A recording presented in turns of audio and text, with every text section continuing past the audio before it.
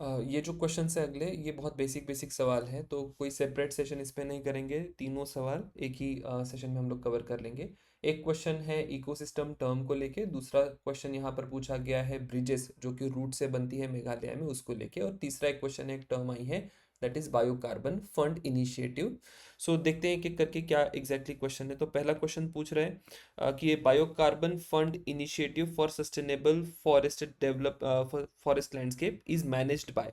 तो बहुत ही बेसिक सा सवाल आपको यहाँ पर दिखाई देगा। तो ये जो बायोकार्बन फंड है ये मैनेज करा जाता है बाय वर्ल्ड बैंक। तो आपको सिर्फ ये बेसिक समझना होगा कि ये बायोकार्बन फंड एग्जैक्टली होता क्या है। तो ये बायोकार्बन फंड एक इनिशिएटिव है वर्ल्ड बैंक के द्वारा, प्राइमरीली फोकस करता है क्लाइमेट चेंज पर through development and implementation of innovative projects generating carbon credits. ठीक है, तो यहाँ पर ये डिटेल आपको ध्यान में रखनी है कि ये प्रोजेक्ट में कार्बन क्रेडिट जनरेट होते हैं, और फिर कार्बन क्रेडिट जनरेट होंगे वो क्लीन डेवलपमेंट मैकेनिज्म में सेल भी होते हैं। So these credits are derived from sustainable land management, forestry and agricultural practices. तो किससे ये कार्बन क्रेडिट डेवलप हो रहा है, that can also be a point of questioning, जो कि आपकी एक्टिविटीज होगी जिससे ग्रीन हाउस गैसेस का जो एमिशन है, एमिशन रिड्यूस हो जाएगा।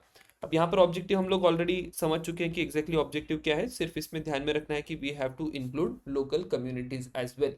एरिया ऑफ फोकस क्या क्या रहेंगे, फॉरेस्ट्री जिसमें आप रिफॉरेस्टेशन करेंगे, एफॉरेस्टेशन करेंगे या सस्टेनेबल फॉरेस्ट मैनेजमेंट करेंगे। एग्रीकल्चर भी आपका एक एरिया ऑफ फोकस रहेगा जिसमें आप इन्हांस करेंगे सॉइल कार्बन स्टोरेज को, और लैंड यूज पर भी आप फोकस करेंगे ताकि ज़्यादा से ज़्यादा डिग्रेडेड लैंड जो है वो रिस्टोर हो, और ताकि आपके ऐसे लैंडस्केप बने जो कार्बन डाइऑक्साइड के एमिशन को रोके। मैकेनिज्म ऑलरेडी हम लोग बात कर चुके हैं कि ये आप एक्टिविटीज़ करेंगे और फिर ये बायोकार्बन फंड जो है ये कार्बन क्रेडिट जनरेट करेगा जिसको फिर आप सेल कर सकते हैं as carbon credit on global markets. बाकी फिर बेनिफिट्स भी है, बायोडाइवर्सिटी कंजर्वेशन भी होगा, लाइवलीहुड इंप्रूव होगा लोगों का। At the same time it will also strengthen the resilience और रेजिलियंस टू क्लाइमेट चेंज। बाकी फिर इनिशिएटिव्स इसके अंदर क्या क्या होंगे, तो एक क्लाइमेट स्मार्ट एग्रीकल्चर को भी इसको ये सपोर्ट करता है। एट द सेम टाइम आपका जो REDD प्लस होगा उसको भी ये प्रमोट करते हुए आपको दिखाई देगा। So this is something you needed to know only about biocarbon fund. अब अगर आप पूरे जितने भी क्वेश्चंस थे 2016 के उसमें कुछ थीम्स अगर आइडेंटिफाई कर, तो यू कैन सी कि यहाँ पर भी हम फॉरेस्ट के बारे में बात कर रहे हैं बायोकार्बन फंड में। एट द सेम टाइम अगर आप पिछले कुछ एक क्वेश्चंस को देखें, REDD प्लस की जब हमने बात करी थी या फॉरेस्ट कार्बन पार्टनरशिप की बात करी थी, उसमें भी हमने सेम थीम पर ही क्वेश्चन करे। तो one point you can arrive at is कि कई बार ये होता है कि एक साल के पेपर में एक कंसिस्टेंट थीम जो है वो रिपीट होते हुए आपको दिखाई देती है। So that is something interesting which we can get from this analysis. I will move on to next question. यहाँ पर पूछा गया है कि ये लिविंग रूट ब्रिजेस कहाँ पर पाए जाते हैं। सो एवरीवन नोज कि ये लिविंग रूट ब्रिजेस कहाँ पर पाए जाते हैं। तो in the state of Meghalaya you will find this living root bridges. बहुत ही खूबसूरत एक फोटो आप यहाँ पर देख सकते हैं, डबल डेकर ब्रिज यहाँ पर आप देखेंगे। नाउ कुछ एक डिटेल जो आपको ध्यान में रखनी है, तो ये बायो इंजीनियरिंग का एक बेहतरीन एग्जाम्पल है। किसके द्वारा प्रैक्टिस करा जाता है, तो खासी और जैंतिया, ये जो ट्राइब्स है मेघालय की, उनके द्वारा ये प्रैक्टिसेस करी जाती है। कौन सी ट्रीज इसमें इस्तेमाल होती है, तो you will remember that there is something called as rubber tree या इंडियन रबर ट्री उसको कहा जाता है, फाइकस इलास्टिका करके उसका नाम है। उसकी रूट्स को आप डेवलप करते हैं, like you direct those roots in a way कि वो धीरे धीरे एक ब्रिज बना लेंगे।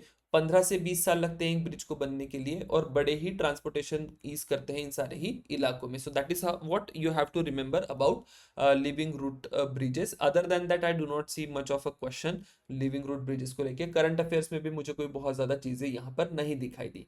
Moving on to the next question, here you can see सवाल पूछा गया है इकोसिस्टम को लेके। ठीक है, तो अब ये इकोसिस्टम होती क्या है, community of organisms interacting with one another, ये इकोसिस्टम नहीं होगी।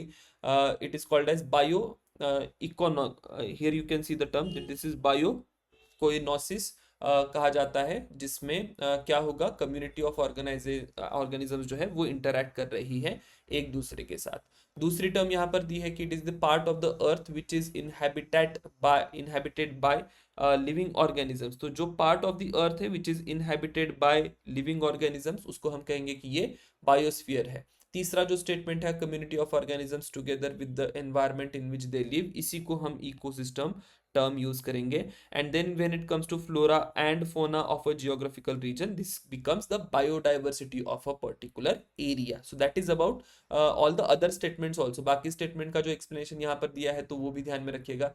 That may be asked one more time, या आपको एक क्लैरिटी रहेगी कि इकोसिस्टम क्या होती है और बाकी सारी जो भी टर्मिनोलॉजी है वो एग्जैक्टली क्या है. Now when it comes to ecosystem, I am assuming कि आपको ये बेसिक्स पता होंगे एनवायरनमेंट के. तो I am really not going into this environment के बेसिक्स, क्योंकि एक आप कोई भी एक स्टैटिक बुक पढ़ने ही वाले हैं और उसमें ये सारी चीज़ें कवर होनी ही है. कुछ कंपोनेंट्स होते हैं, biotic component, abiotic component, ecosystem के नेचुरल या आर्टिफिशियल टाइप्स होते हैं, एनर्जी फ्लो होता है, न्यूट्रिएंट रिसाइकलिंग होती है, so on and so forth. कई सारे और पॉइंट्स आपको यहाँ पर दिखाई देंगे when it comes to ecosystem. That is all about 2016 की ये जो 2015 के जो 3 बचे क्वेश्चंस थे.